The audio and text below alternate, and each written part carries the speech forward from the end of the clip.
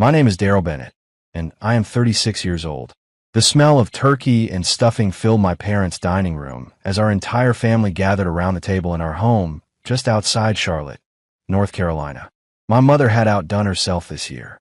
My grandmother, whom everyone called Grandma Rose, was telling her usual stories about the old days while my father carved the turkey with that same quiet precision I had watched since childhood. My older brother Maurice sat with his wife Rochelle, and my younger sister Tanisha was helping serve the side dishes. My nieces and nephews whispered and giggled at the kids' table in the next room. It was supposed to be perfect. I should have seen it coming. My wife, whose name is Camille, had been unusually quiet during the drive over, staring out the window and giving one-word answers when I tried to draw her into conversation. When my mother hugged her at the door and asked how work was going, Camille answered, "Fine," and walked straight past her into the living room. Now, at the table, she barely touched her plate, just pushed food around with her fork while everyone else enjoyed themselves. This stuffing recipe has been in our family for 3 generations, Grandma Rose was explaining to Rochelle, who listened with genuine curiosity. The secret is using day-old bread and adding just a pinch of sage at the end. That was when it happened. Camille suddenly stood up, her chair scraping loudly against the hardwood floor. The sound cut through every conversation. The entire table went silent. Every single person turned to look at her, forks frozen halfway to their mouths. "I hate your family," she screamed, her voice echoing off the walls. "They're all toxic and controlling. I cannot stand another minute of this fake happiness and these ridiculous traditions." My grandmother dropped her fork. My mother's face went completely pale, her eyes glassy with hurt. Morris's mouth fell open. The little kids at the cousins' table went quiet. Then one of my younger nieces started crying. "I want a divorce right now," Camille continued, pointing at me like I was sitting in a witness stand. "I am done with all of you people." The silence that followed was almost physical. 23 family members just stared at her, in complete shock. My oldest nephew started whimpering, and my Aunt Denise automatically pulled him closer, murmuring something soothing he did not seem to hear. I set down my fork very carefully and looked directly at Camille. "Okay," I said calmly. "Let us start the process immediately." She blinked, clearly not expecting that response. Confusion crept across her face as I reached into my pocket and pulled out my phone. "Wait, what are you doing?" she asked, her voice suddenly uncertain. "Exactly what you asked for," I replied, scrolling through my contacts. I found my attorney's number and hit speakerphone, placing the phone right in the center of the table where everyone could hear. The phone rang twice before a familiar voice answered. "Franklin Law Group. This is Mr. Franklin." "Good evening, Mr. Franklin. This is your client, Daryl Bennett," I said clearly, making sure every word carried across the silent room. "I need to file for divorce tonight." A brief pause followed. "Oh," he said, surprised. "Are you certain about this? It is Thanksgiving evening." "Completely certain," I replied. "My wife just announced in front of my entire extended family that she hates them all and wants an immediate divorce. I am simply honoring her request." Camille was now staring at me like I had lost my mind. "That is not. I did not mean you were supposed to actually. I can have initial papers ready by Monday morning," Mr. Franklin said through the speaker. "We will need to discuss asset division and living arrangements." "Perfect," I interrupted. "Send them to the house. I will be available all weekend to review everything." The color was draining from Camille's face as the reality hit her. This was not going according to whatever script she had imagined. Actually, I continued into the phone while maintaining eye contact with her. Given that she made this announcement publicly in front of 23 family members, including elderly grandparents and small children, I think we have a pretty clear case of irreconcilable differences. "Understood," Mr. Franklin replied. "I will prepare the initial documents tonight and have them ready for your signature Monday." I hung up and slipped the phone back into my pocket. The entire table was still frozen in place, but in my family's eyes I saw something new. Not just shock anymore. Something closer to respect, mixed with sadness.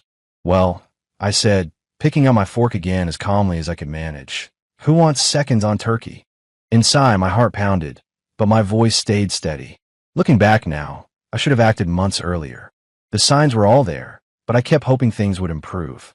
Camille had always been particular about family gatherings, but over the past year, her behavior had become increasingly hostile. It started small, in ways that were easy to excuse. Last Christmas, she complained that my mother's cooking was too heavy and made passive-aggressive comments about traditional gender roles while my mother and sisters served dessert. When Tanisha announced her engagement, Camille rolled her eyes and muttered something about another pointless wedding expense. The real warning sign came during my father's birthday dinner in March. My parents had chosen a small soul food restaurant downtown, a place my father loved because it reminded him of his childhood in Mississippi. The whole family showed up early, laughing about traffic and the parking situation, teasing my father about getting older. Camille spent nearly the entire evening on her phone, scrolling and tapping, while people tried to include her in conversation. When Grandma Rose finally asked her to put it away during the birthday toast, Camille snapped, "I am an adult. I can use my phone whenever I want." The table went quiet then too, but I smoothed it over with a joke and a forced smile. I should not have. The pattern escalated after that. Every family event became a battlefield. She found fault with everything. The food, the conversations, the stories we had heard 100 times but still enjoyed, the traditions we had maintained for decades. She started making excuses not to attend, claiming work emergencies or sudden headaches that miraculously disappeared once we got home. "Your family is suffocating," she would say during car rides back to our house. "They ask too many questions. Your mother treats you like you're still 12 years old." I tried explaining that caring questions were not the same as invasive ones. When someone asks how your job is going, or if you need anything, that is love, not control. I told her more than once. But she saw manipulation everywhere. If my mother sent food home with us, Camille called it guilt tripping. If my father offered advice about our car or finances, she called it meddling.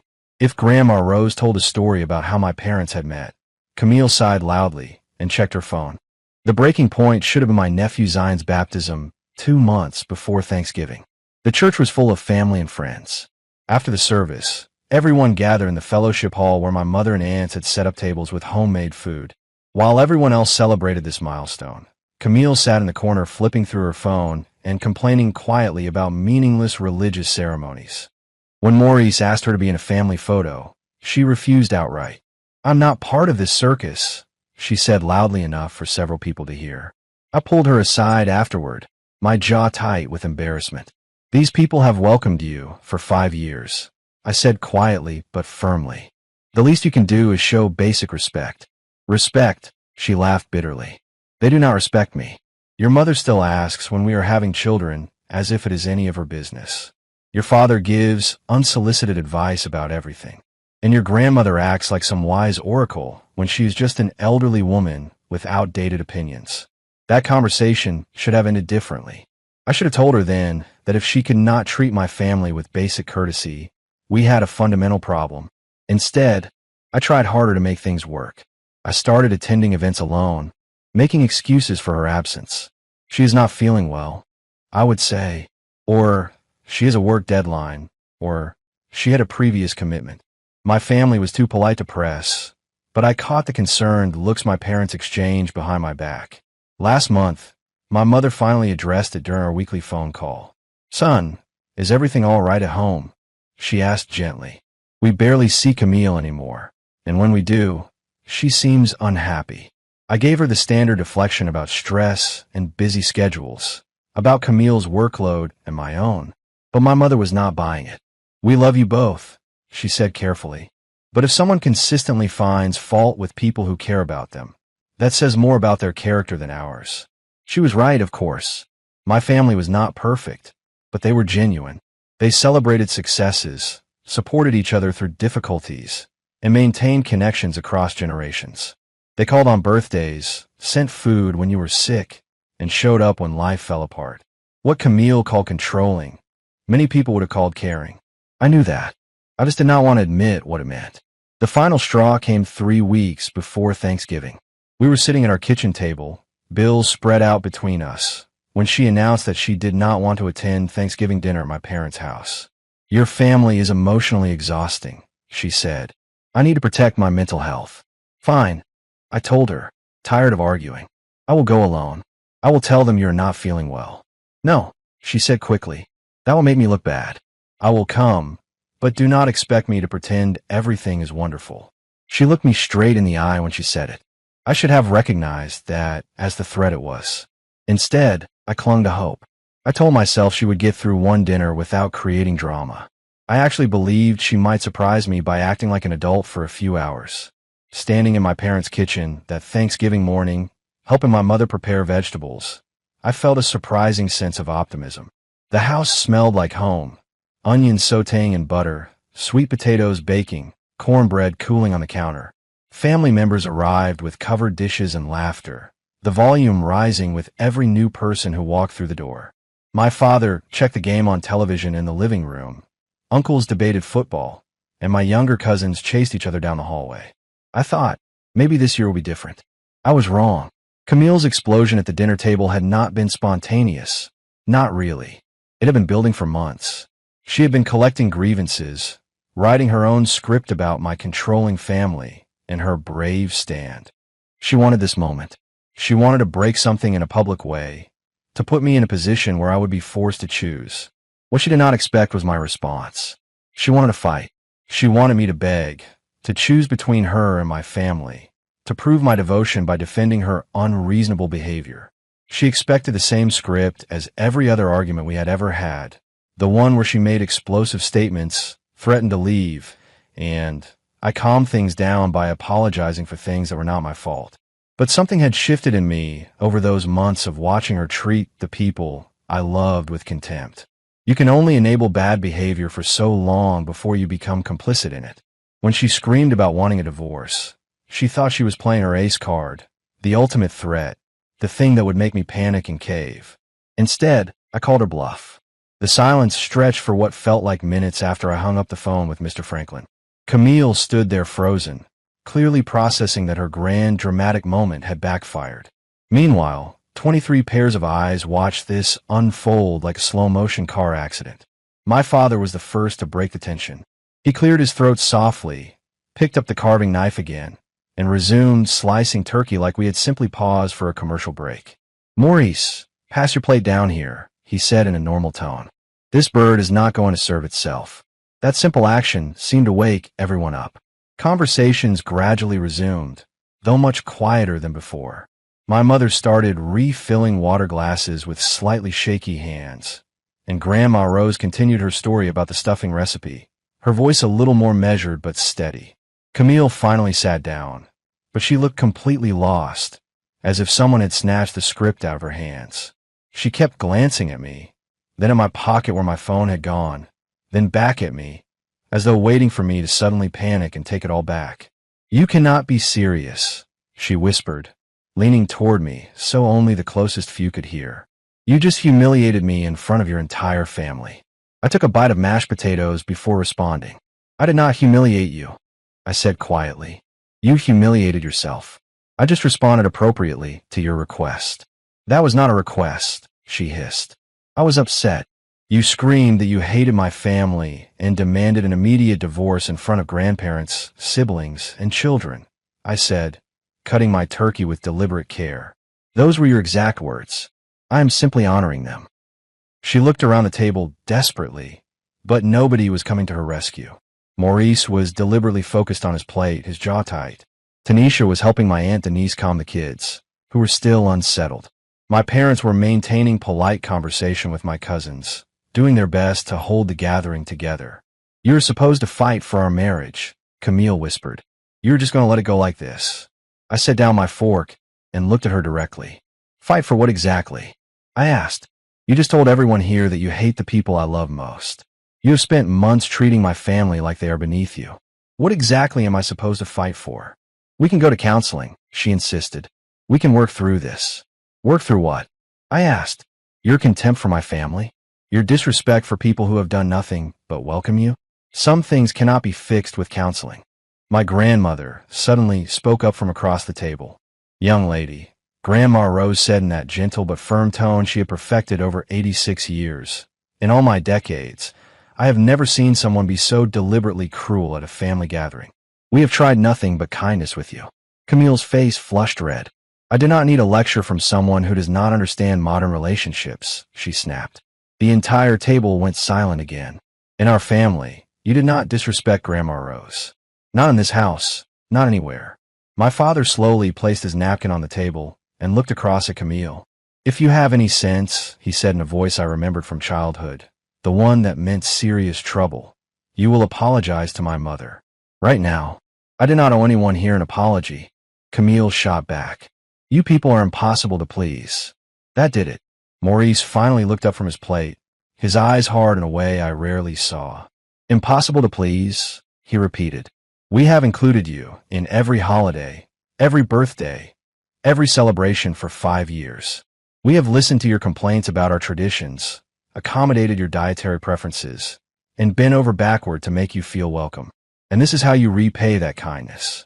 "Maurice," my mother said quietly, placing a hand on his arm, but he was not finished. "No, Mom. Someone needs to say this," he continued. "We have all walked on eggshells around her attitude for months, pretending we do not notice when she rolls her eyes or makes those little comments. We have watched our brother make excuses for behavior that would embarrass a teenager." Camille stood up again, but this time she looked panicked rather than angry. "You are all ganging up on me," she said, her voice rising. "This is exactly what I'm talking about. Your family is a pack. No one ever takes my side. Nobody is ganging up on you," I said, remaining seated and keeping my tone even. "You created this situation. You made the demands. I am simply following through." "But the lawyer, the divorce papers, you cannot just," she stammered. "I can," I said, reaching for the cranberry sauce as calmly as I could. "And I am. You want out of this family. You have made that crystal clear. I'm giving you exactly what you asked for." My Aunt Denise spoke from the other end of the table. "Honey, maybe you should step outside and cool down," she suggested gently. "Think about what you really want here." For a moment, Camille looked like she might take that advice. She glanced toward the front door, then back at me, clearly hoping I would chase after her, that someone would beg her to stay. Instead, I turned to my nephew Zion. "Hey, buddy," I said, forcing a small smile. "You want to help me get some more rolls from the kitchen?" That broke Camille completely. She realized that not only was I not going to follow her, but I was actively moving on with my evening, treating her dramatic exit attempt as irrelevant to the continuation of my life. "Fine," she shouted. "Fine. If this is how you want to handle things, do not come crying to me when you realize what you have lost." She stormed toward the front door, but stopped when she realized she did not have her purse or coat. The awkward pause as she had to come back through the dining room to get her things was almost painful to watch. No one said a word. She grabbed her purse off the back of her chair and snatched her coat from the hallway closet. "I will be staying at my sister Keisha's," she announced to no one in particular. "Do not bother calling." "I will not," I replied without looking up from my plate. After the front door slammed, the house settled into a different kind of quiet. Not the shock silence from before, but something more peaceful, like everyone had just stepped off a shaking bridge on a solid ground. My mother started clearing empty plates, moving a little slower than usual. My father resumed carving turkey for seconds. Conversations gradually picked up again, soft at first, then more natural. Grandma Rose caught my eye from across the table and gave me the smallest nod of approval. That meant more than I could say. "Anyone want to talk about dessert?" my mother asked after a few minutes, her voice steadier. "I made 3 different pies this year: sweet potato, pecan, and apple." The kids cheered, and the adults smiled weakly. Life, somehow, was continuing. Friday morning came with an unfamiliar sense of peace. I woke up alone for the first time in years without feeling anxious about what mood would greet me at breakfast. No walking on tiptoes, no wondering what innocent comment might trigger an argument. The house was quiet, but did not feel empty. It felt calm. When I checked my phone, there were 17 missed calls and 12 text messages, all from Camille. The text messages started apologetic. "I was overwhelmed yesterday. Can we talk? I did not mean what I said about your family. I was just stressed." Then they shifted to bargaining. "We can fix this. We can set boundaries with them if that is what you want." By 3 o'clock in the morning, they had turned accusatory. "You are really going to throw away 5 years over one bad moment? Your family finally got what they wanted." I deleted every message without responding. Then I put the phone face down on the kitchen counter, laced on my running shoes, and went out for a morning run, something I had not done in months because Camille always complained about me leaving early on weekends. The cold air burned my lungs in the best possible way. When I returned, breathing hard and sweaty, My neighbor, Mr. Howard, was getting his newspaper from his driveway. Everything all right over there? He asked, raising an eyebrow. Heard some commotion yesterday evening. Thought maybe the game went into overtime or something. I managed a small smile. Just working through some things, I replied. We are fine. There was no need to air our dirty laundry, even though half the neighborhood had probably heard Camille's car peeling out of the driveway when she left for Keisha's place. Saturday morning brought a knock at the door. When I opened it, Keisha stood on the porch, her coat half zipped and her expression conflicted. Camille's sister had always been decent to me, polite and straightforward, and unlike Camille, she never seemed offended by my family's closeness. She sent me to talk to you, Keisha said without any small talk. She is staying at my place and crying constantly. She says you will not answer her calls. There is nothing to discuss, I replied, opening the door wider and gesturing for her to come inside. She made her position clear on Thursday. Keisha stepped into the living room, glancing around at the half-tidy space as if expecting to see signs of chaos. Instead, she saw folded blankets, a clean coffee table, and a television still paused on yesterday's football highlights. We sat on opposite ends of the couch. Come on, Daryl, Keisha said. You know she did not mean it the way it sounded. She was just having a bad day. A bad day. I repeated. Keisha, she has been having bad days for months. Thursday was not an isolated incident. It was the loudest version of things she has been saying quietly for years. She loves you, Keisha insisted. She is just difficult sometimes. I shook my head. Difficult is forgetting to take out the trash or leaving dishes in the sink. What happened Thursday was deliberate cruelty toward people who have shown her nothing but kindness for 5 years. Keisha shifted uncomfortably, twisting her hands together. She wants to know if you will consider counseling, Keisha continued. Maybe if you both talk to a professional, you can figure out what went wrong. We do not need a counselor to identify the problem, I said. The problem is that she cannot show basic respect to my family. She has a talent for creating drama at every gathering and a habit of making everything about herself. That is not a communication issue. That is a character issue. Keisha sighed. She made a mistake, she said softly. No, I corrected, my tone firm but not angry. A mistake is saying something you do not mean in anger. What she did was reveal her authentic feelings in a moment when she believed she had power over the situation. The only thing she regrets is that it backfired. Keisha looked down at her hands for a long moment. She has been complaining about your family to me for years, Keisha finally admitted. I always told her she was lucky to have in-laws who cared so much. Most people would give anything for that kind of support. There was no satisfaction in hearing that, only a tired sense of confirmation. After a few more minutes of quiet, Keisha stood. I will tell her what you said, she murmured. I do not think she will hear it, but I will tell her. Sunday brought my mother's weekly phone call earlier than usual. How are you holding up, son? She asked, skipping any pretense. Better than I expected, I said honestly. To be truthful, I think I've been emotionally preparing for this longer than I realized. There was a pause on the line. We all saw it coming, my mother said softly. We just hoped. Well, we hoped love would be enough to change her perspective. Love requires mutual respect, Mom, I said. She never respected any of you, which meant she never truly respected me either. My mother exhaled slowly. Your father wants you to know that whatever you need, help with lawyers, a place to stay, anything, we are here, she said. I swallowed hard, the lump in my throat a mix of grief and gratitude. That afternoon, Mr. Franklin called to confirm our Monday appointment. I have drafted the initial paperwork, he said. Given the public nature of her announcement, and assuming she does not contest, we can probably have this wrapped up in about 60 days. He paused. She may already be trying to backtrack. That is common. People say things they regret in emotional moments. Are you reconsidering? Not for a second, I replied. I am done living in that level of chaos. Monday arrived with another knock at my front door, this time from Camille herself. She looked terrible. Red eyes, unwashed hair pulled into a messy knot, wrinkled sweatpants instead of her usual carefully chosen outfits. For a moment, some old instinct told me to comfort her, but I pushed it aside. Please, she said the moment I opened the door. Can we just talk? We have talked plenty over the years, I replied, stepping out onto the porch and closing the door behind me. I did not invite her in. I listened to you complain about every member of my family. I watched you roll your eyes at traditions that matter deeply to them. I made excuses for your behavior until I became complicit in it. I will change, she said quickly. I will be different. I will apologize to everyone. I will do whatever they need me to do. Just please, do not end our marriage like this. You will apologize because you got caught, I said.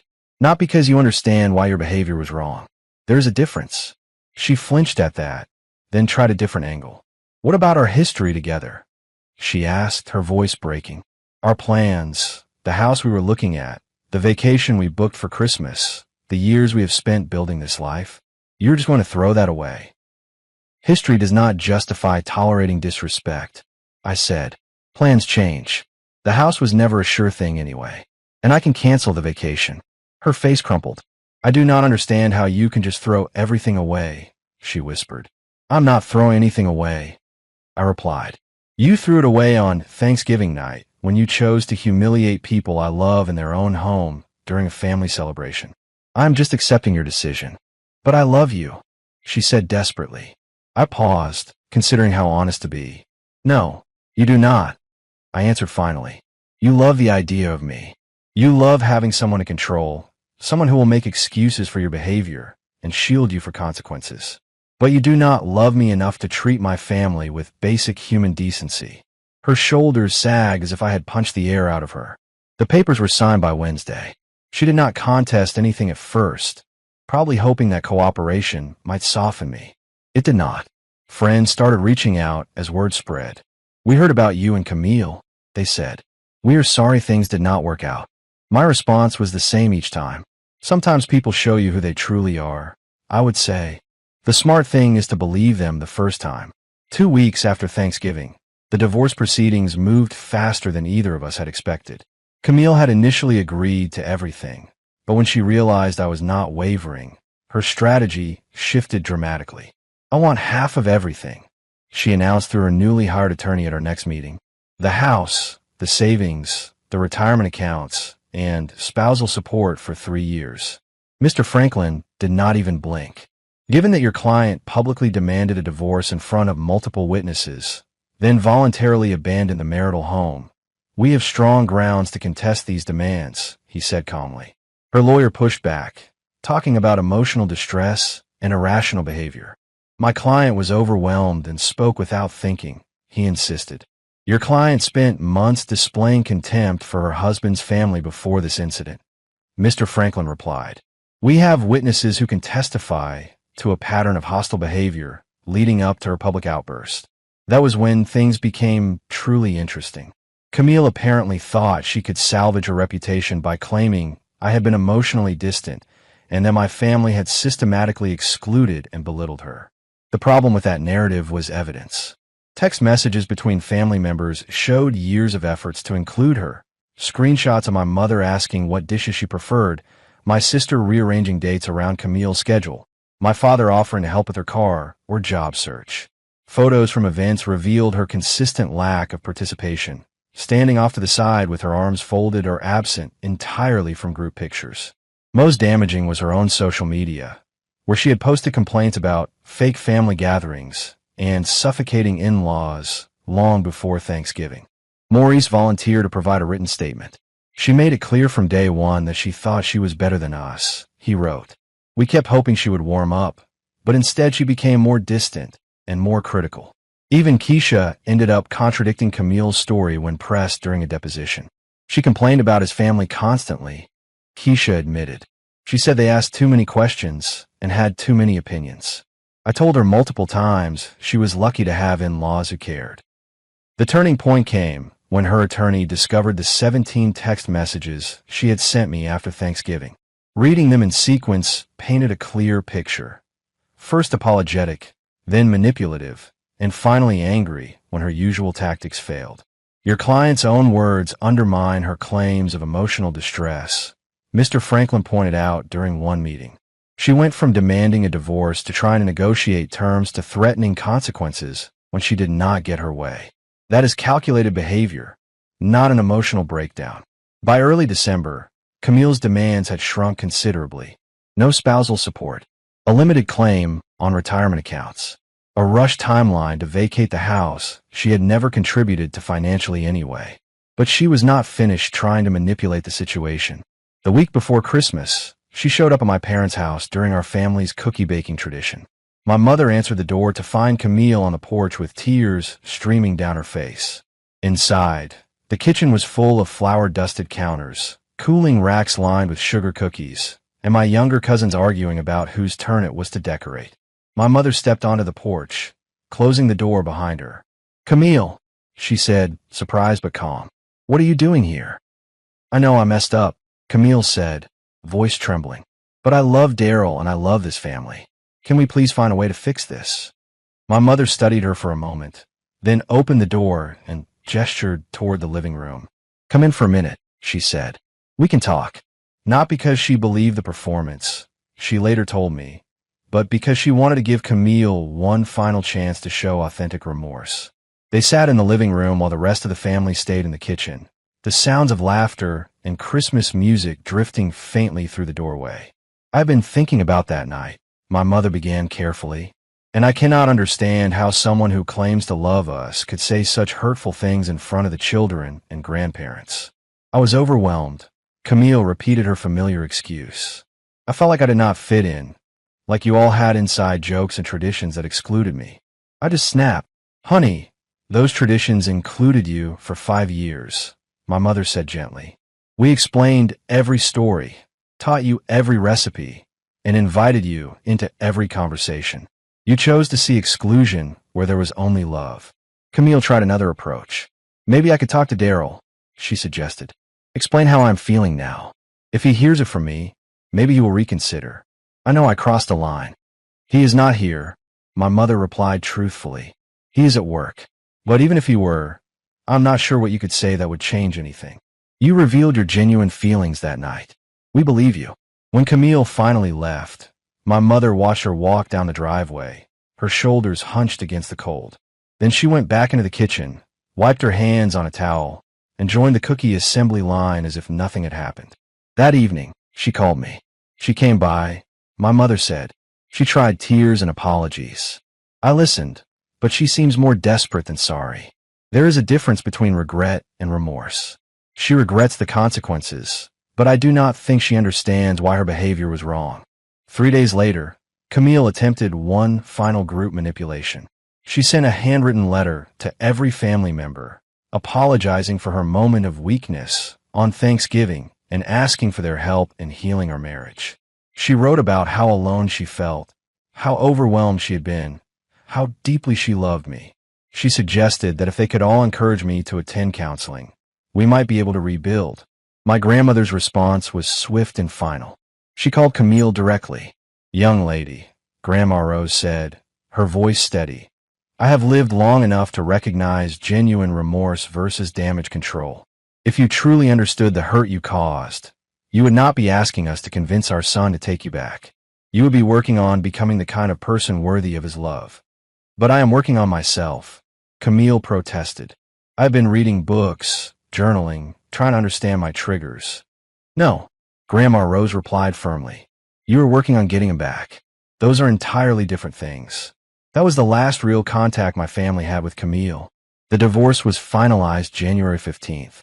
Camille's final act was trying to contest the division of wedding gifts, claiming that her family's contributions should stay with her. Mr. Franklin shut that down quickly. "Your client received everything from her family," he explained to the judge. "She has no claim on gifts given specifically to both parties by his family, especially given the circumstances of the divorce." The judge agreed. The day I signed the final papers, I felt something I had not experienced in years. Complete peace. No anxiety about walking into my own house. No wondering what mood would be waiting behind the door. No careful word choices to avoid triggering an argument. That evening, my mother called with the family's traditional invitation to Sunday dinner. But this time, her tone was lighter. "We are making your grandmother's pot roast recipe," she said. "We would love to have you join us. No drama, no tension, just family." For the first time in months, I accepted without hesitation. Sunday dinner that week was quiet in the best possible way. We ate, we talked, we watched a game. Nobody tiptoed. Nobody whispered warnings in the kitchen. When I left, I realized I had not once checked my phone, waiting for an angry text or complaint. 6 months after that Thanksgiving dinner, I ran into Camille at the grocery store. I was in the produce section, comparing bags of salad mix, when I heard someone say my name. I turned to see her standing there with a small cart, alone, looking tired and significantly thinner than I remembered. For a brief second, an old reflex made me want to ask if she was eating enough, but I let the impulse pass. "Hi," she said quietly, blocking my path with her cart. "How have you been?" "Good," I replied honestly. "Better than I have been in years, actually." She flinched at that answer, her lips tightening. "I've been thinking about what happened," she said. "About us. I know I made mistakes. You made choices," I corrected. "There's a difference." "I have been going to therapy," she said quickly, as if that might change everything. "Working on my anger issues and communication problems. My therapist says I have some unresolved childhood stuff that made me defensive." "That is good for you," I said. "Personal growth is always worthwhile." She studied my face, probably searching for some sign that I still cared about her progress. When she found none, her expression hardened slightly. "You know, your family is not perfect either," she said. "They can be judgmental and overwhelming." And there it was. 6 months of therapy, and she still cannot take full responsibility without deflecting some of the blame. "You are absolutely right," I agreed calmly. "They're not perfect. They are human beings with flaws and opinions and strong feelings about the people they love. But they are good people who treat others with kindness and respect." "I treated them with respect," Camille protested. I almost laughed. "You told my 86-year-old grandmother that she had outdated opinions and did not understand modern relationships," I reminded her. "You refused to participate in family photos. You spent 5 years complaining about people who did nothing but try to include you." "I was struggling to fit in," she said, her voice rising. "No," I replied. "You were struggling to accept that the world does not revolve around you." Her face flushed with that familiar anger I had seen so many times. "You are never going to forgive me, are you?" she asked. "Forgiveness is not the issue," I said. "Understanding is. You still do not understand what you did wrong, which means you would inevitably do it again. I'm not going to sign up for another round of that." I pushed my cart past her, but she called after me. "You will regret this," she shouted softly, aware of the other shoppers nearby. "You will realize what you gave up." I turned back one final time. "I gave up walking on eggshells in my own life," I said. "I gave up making excuses for inexcusable behavior. I gave up sacrificing my family's peace for your ego. Trust me, I do not regret any of it." That encounter confirmed what I had suspected all along. She had not changed because she still could not see past her own perspective long enough to recognize the damage she had caused. Last month, my family celebrated my nephew Zion's first birthday. The house was full of the usual chaos, kids running around with frosting on their faces, multiple overlapping conversations, my grandmother at the dining table teaching a teenage cousin a new card game, my mother coordinating food like a military operation from the kitchen. Balloons bobbed against the ceiling, and a cartoon show played quietly in the background for the toddlers. As I watched Tanisha help Zion blow out his single candle while everyone cheered, I felt a wave of gratitude, so strong it almost made me dizzy. Not just for my family, but for my decision to protect what mattered most. Maurice sat down beside me on the couch, handing me a paper plate with a generous slice of cake. "Remember when you used to stress about bringing Camille to these things?" he asked. "Every single time," I admitted.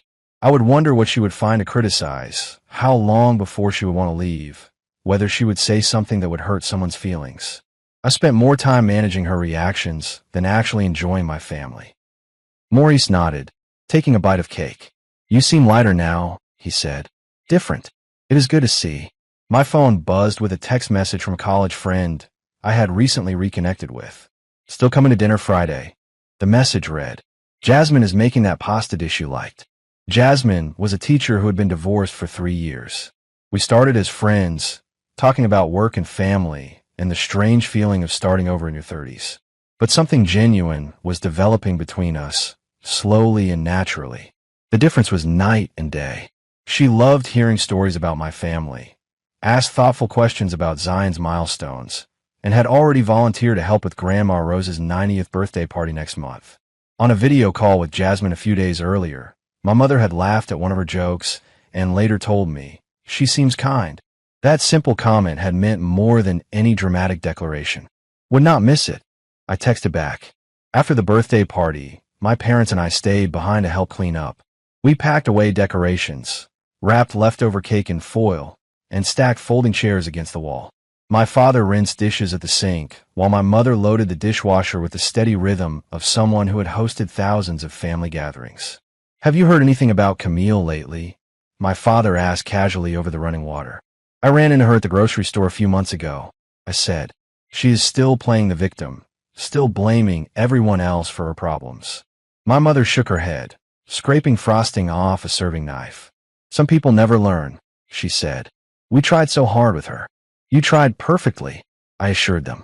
"You welcomed her, included her, and treated her like family for 5 years. Her inability to appreciate that says everything about her character and nothing about yours."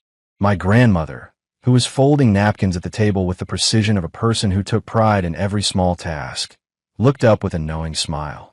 "You know what the beautiful thing is about all this?" Grandma Rose asked. "What is that, Grandma?" I replied, "You chose us," she said simply. "When it came down to it, you chose family over dysfunction, love over drama, peace over chaos. That takes courage." It did not feel courageous at the time, I admitted. It felt necessary. Grandma Rose nodded. "The best decisions usually do," she said. "They feel like survival at first. The gratitude comes later." Her words settled into me like a weight and a comfort at the same time. Driving home that evening, I reflected on how much had changed since the previous Thanksgiving. The anxiety was gone. The constant tension had disappeared. Sunday dinners had become something I looked forward to rather than something I endured. My car no longer felt like a space for post-visit debriefs and complaints. It was just my car again, carrying me between places that felt like home. As I pulled into my driveway, my phone rang. It was my new attorney, calling about finalizing the sale of the house Camille and I had once considered buying together. We had put in an offer before everything fell apart, and I had decided to move forward alone when the sellers countered. "The buyers accepted your counteroffer," he said. "Congratulations. You will have the closing funds in your account by Friday." I thanked him and hung up, then sat in the car for a moment, taking inventory of my life. I had a job I genuinely enjoyed, a family that supported me without conditions, and new relationships built on mutual respect. Most importantly, I had complete freedom from the exhausting cycle of drama and manipulation that had defined my marriage. As I walked toward my front door, keys in hand, I thought about something Grandma Rose had told me years earlier when I was still in college. "The people who truly love you will never make you choose between them and your happiness," she had said. Camille had spent 5 years making me choose. My family never had. I unlocked my door and stepped into a home that felt peaceful again. A place where I could breathe, where silence did not mean danger, where love did not come with conditions or ultimatums. Some decisions change everything. That Thanksgiving dinner had been one of them, and I had never been more grateful for a moment of absolute clarity. If you enjoyed this story, please like, comment, and share this video with your friends. Subscribe and turn on the notification bell so you never miss a powerful story drop.